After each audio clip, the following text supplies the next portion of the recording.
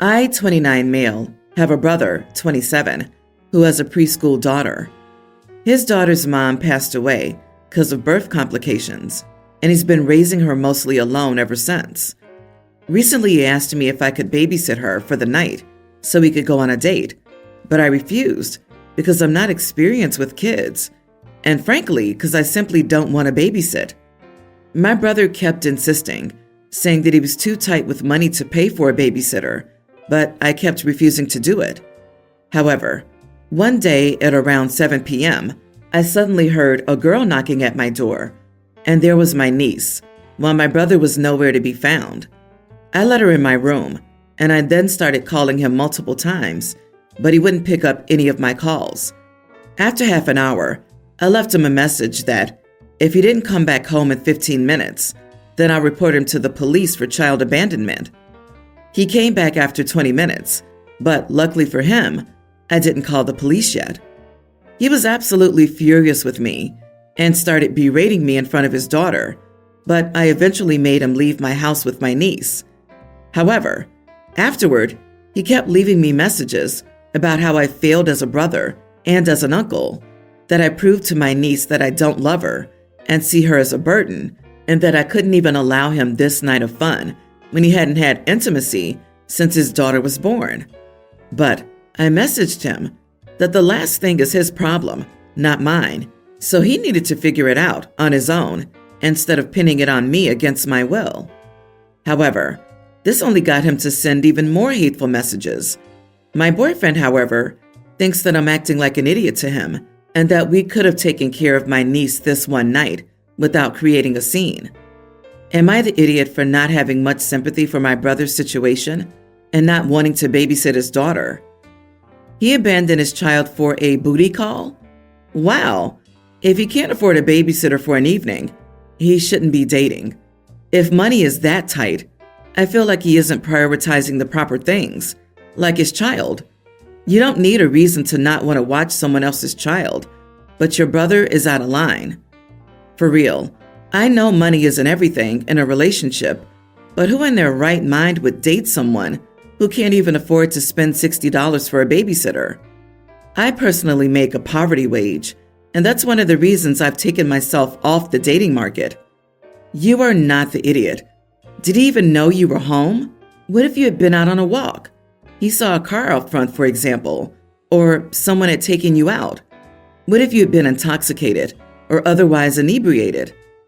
Brother's parent, possible partner since OP doesn't say, literally died, and OP hasn't helped him with childcare once in 4 years? Of course he's under no obligation to do so. Still, I can't imagine hating my sisters that much or being that selfish of a person in general. I have very little experience with babies and toddlers, but I learned from my coworker because she was always struggling with her health. Of course, brother is the biggest idiot in this situation, but overall, it seems everyone's the idiot here. Being willing to call the cops on his brother for a single night of babysitting once in 4 years is close to the definition of being an idiot. Calling someone an idiot for refusing to do something that they're under no obligation to do is hypocritical. You're under no obligation except, actually, you are. You can't have it both ways. Either OP owes his brother free babysitting just because they're related, or OP did nothing wrong by refusing to provide free babysitting. There's really no middle ground in this situation. You're conflating obligation with morality. No one is obligated, but you can be a moral, kind person. Like, I'm reading all of these comments, and I feel like I haven't seen anyone think of the actual child here. OP was right to do what he did by making his brother come back and threaten to call the police. What the brother did was extremely unsafe, negligent, and insane. But I'm thinking of the bigger picture here. Here's a little girl whose mom died, whose only family is her crappy dad, and no one else wants anything to do with her. She's just a kid. That breaks my heart because none of this is her fault. Everyone's yelling, "You can't make me," which is technically true, but being unwilling to ever be slightly inconvenienced to help other people out is being an idiot. I'm a single dad. I have 5 boys. The elder 2, 18 and 1 year younger, from a previous relationship, and the younger 3 with my late wife, mid-teen, young teen, and tween.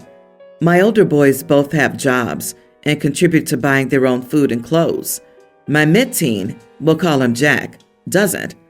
I don't have a problem with this, but it is relevant to the situation. We're not badly off, but I'm far from wealthy, and with 5 kids in the house, I have to budget carefully. I can only buy so much food and so many clothes, and the rule is, unless you have your own money, you have to accept what's there, and that's it, or there won't be enough to go around. For those who'll say, well then, should have had fewer kids, it's a bit late for that, don't you think? Jack has been unable to keep a job, but that doesn't keep him from complaining about his clothes being too small or uncool, and that he wishes he could eat like his friends, going out to nice restaurants, etc. I understand I grew up less fortunate than my friends as well, and I hated it, but that doesn't mean I can magically change things. Yesterday I came in from work, and my younger sons told me they were going to make PB&Js, but they couldn't find the peanut butter. I can't find it either, so I end up asking my older sons and Jack.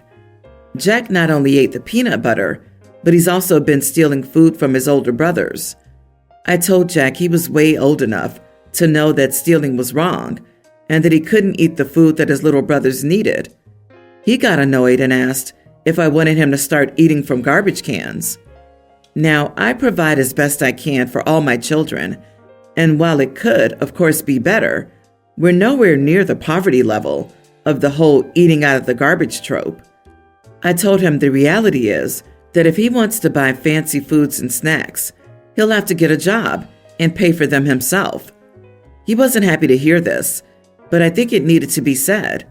He's 6'2" and 140 pounds, not underweight or something. So, am I the idiot here? You are the idiot. You said your son is 6'2" and 140 pounds? A male at 6'2" and 140 pounds is in the underweight category. You're neglecting your children. I'm sorry if you don't want to hear this. You need to figure out the resources now. Mid-teen is very young to expect a child to have a consistent job. If his clothes don't fit, that's 100% on you. Food is on you. If you expected your teen to pay for his own video games or extracurriculars, that would vaguely be different. You're expecting a child to pay for the basics. Well, OP calls clothes that fit fancy clothes, and PB&J fancy food. The craziest part is that peanut butter sandwiches are so cheap. That's been my main source of protein throughout college. I can buy a small jar of peanut butter and a loaf of bread for under $10, and it lasts me a week if times are tough and I have no other food in the house. OP is so strung out about a jar of peanut butter. For what reason exactly? Like, dude, just budget better. That's like $4 to $6. And you even made the point that you're not completely destitute. Food is a priority, and he clearly doesn't have enough of it for his pubescent son. LOL. OMG, dude. Food stamps exist. You're not providing this kid with the food that he needs. Y'all need to get on government assistance or hit up your local food shelves, etc. If you can't feed all your kids, there are solutions to this problem that don't involve your kid wearing clothes that don't fit and going without food. So many people are too ashamed to use food assistance, and it's so stupid. No one should be in this situation.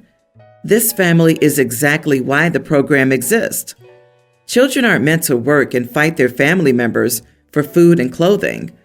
This isn't a third world country. It's the richest country in the world. Stop making excuses and shoving your problems onto your kids more than you have to. I, female 28, was married last year. I made Anne, female 29, my maid of honor. Anne and I often hung out with Belle, female 28, because we were all girls in the same friend group. I don't like Belle at all. The feeling is mutual. She's a bully, and she's only nice when she's intoxicated. Belle only likes to see me so she can compare our lives and try to put me down. But Anne is my very dear friend and expressed that she feels guilty when she doesn't invite Belle because she knows Belle has no other friends. Despite this, I made Belle one of my bridesmaids because Anne was my maid of honor, and I knew Belle would kick up a fuss behind my back unless I made her a bridesmaid. I paid for all my bridesmaid stuff, including dresses and bachelorette parties, because I thought it was unfair to burden them with my expenses and because I could afford to. Everyone had a blast, and luckily there was no drama. Now Belle's getting married and has made me and Anne bridesmaids. I would be fine with this, except Belle is expecting us to cover our own expenses. I am well off and could afford to, but I'd rather not because I'm still saving up for a home in a high cost of living area. When I declined, Belle was upset, and I mentioned that I could easily afford the expense. I said I simply didn't want to, but I would be happy to be a guest. Belle brought up that she was my bridesmaid, but I reminded her that I paid for all her expenses. Now Belle is having a fit and threatening to remove Anne as a bridesmaid. Anne is actually relieved because she couldn't afford the expenses, $2,000 for the dress so far. But her feelings are hurt, and she told me that I should have just sucked it up and paid. Was I the idiot? No, you're not the idiot, but you might need to reevaluate your friendship with Anne if she's going to continue making Bella your problem. Your best friend should not be guilting you into having a woman who's only ever been rude to you in your wedding, or guilting you into being at that same awful woman's wedding just so she can be a part of it. There's just so much wrong with this situation. I hope you can have a talk with Anne and explain your feelings without it ruining your friendship. But if not, then the friendship probably wasn't as close as you thought. You should not be made to be Anne's protector. I understand she's sensitive, but you guys are grown. She needs to stand on her own 2 feet and can't put you in the middle like that. In 5 years, I guarantee you will have a breaking point with this. Whether she needs to go to therapy or have a come-to-Jesus moment, she must get it together and drop Belle. Side note, I don't think $2,000 for a bridesmaid's dress is reasonable.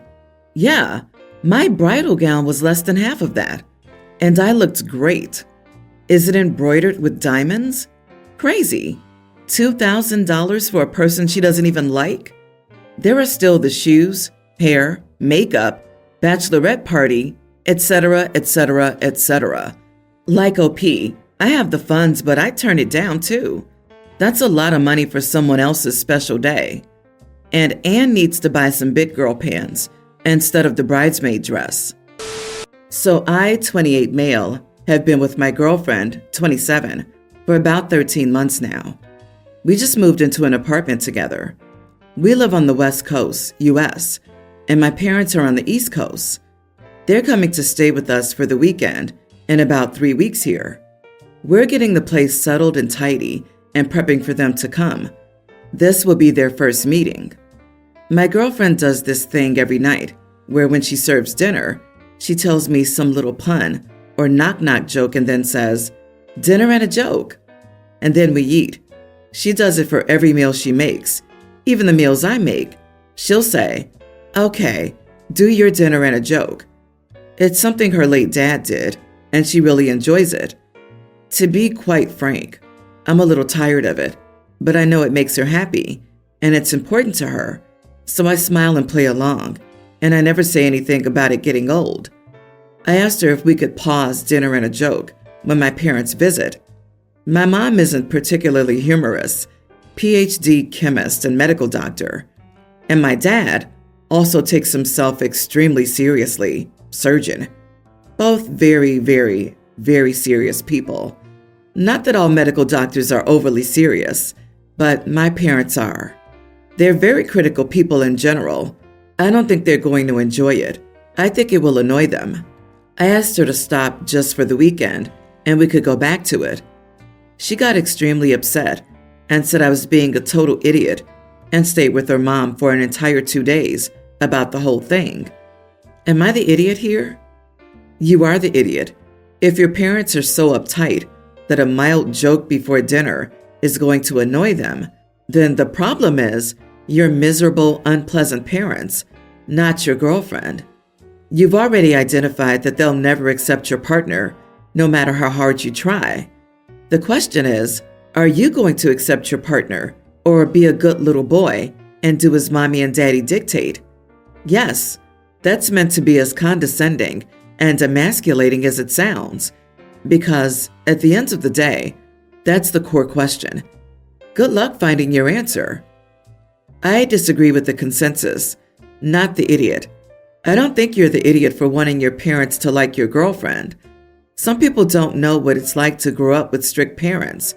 If they don't like something, then that thing never ever gets to happen again. The disapproval from serious and strict parents is crushing, and it cuts deep, even as an adult. Adapting something or someone you love to them is a form of protection, so they approve of the person you love, and you don't have to feel like you've disappointed them every time they're around. I'm with you on this. It's not like he asked her to change her looks or her personality or anything else. Just don't tell a joke for one night. It's pretty strange that she can't do this little thing for him, in my opinion. What OP's delivery was missing was vulnerability. It's better to say, my parents make me anxious, and I need you to do this because you care about me. In these situations, everyone wants their parents to not be annoyed by their SO. My brother married the love of his life a couple of years ago. Her parents disowned her for it for religious reasons, but reached out right before my eldest nephew was born. Despite reaching out years ago, my brother and sister-in-law only set up a date for them to meet my nephews recently. I was babysitting the boys that day and was waiting for my boyfriend to pick me up, so I had the pleasure of meeting her parents/in-laws. Well, I don't even know how it came up. Still, another thing about my sister-in-law is that she had many pregnancy losses before giving birth to my nephews. Her mom was talking about God and said those losses were my sister-in-law's punishment for giving her so much pain and marrying my brother. She used my nephews as proof because, according to her, my sister-in-law could only give birth because her parents had finally forgiven her. My brother was with one of the boys in the nursery, so he wasn't present, but I was, and I was angry. My sister-in-law burst into tears, and my nephews were about to cry too because their mom was upset. I wasn't even trying to be polite, so I admit I yelled at them to get out. They were all like, "Who even are you?" But I ignored them and told them that if they didn't leave, I would call the cops. They told me I had no right, and I was clearly not a part of this, but I had managed to get them out the front door and shut the door on them mid-sentence. My brother heard the commotion and immediately went to his wife, so I went out to make sure they left. However, their car was still there, and they started yelling at me about God, so I went, "Screw you and your beliefs," and said it was all a bunch of BS. They told me I went too far disrespecting their religion, but ultimately left. I didn't think much of it till my brother called me yesterday asking me what exactly I said to them, because apparently they made a Facebook post about religious discrimination and being a minority, and we, me mostly, are getting flamed. I didn't mean to discriminate against them or anything, but since when was that ever a valid excuse?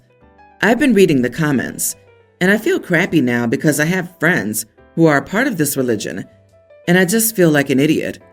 Not for insulting them, but for saying that crap I said about their beliefs. Of course, these people don't know the whole story, and I don't regret standing up for my sister-in-law, but I feel incredibly guilty for making so many people feel hurt by my words. Am I the idiot? Not the idiot. I'll be honest, I'm not a big fan of your decision to say that line, but I'm not opposed to you saying whatever you had to say to get them out of your brother and sister-in-law's house. You are protecting people you love. I don't know what kind of religion tells women that they deserve to have a loss because they married someone of a different faith. Still, I can see why someone would want to marry out of that thinking. Her mom was talking about God and said that those losses were my sister-in-law's punishment. Are you kidding? What a vile thing to say. There is no way anything but the most disgusting person would say that. Imagine having your own mother say that to you. What a vile woman. Any beliefs that could possibly justify a comment like that warrant something stronger than mere disrespect. OP, you stopped bullies from harming innocent family members. No one should put up with that evil. Being religious isn't a free pass to be an idiot. What they said was deliberately cruel, vicious, and hurtful, and they don't deserve the privilege of being grandparents or a part of this family. You could put your side of the story on Facebook, telling people exactly why you said what you did. That'll just keep it going, but it would give everyone blaming you a reason why you said it. I think I'd probably just ignore them, block them, and let them stew in their own hatred and bitterness.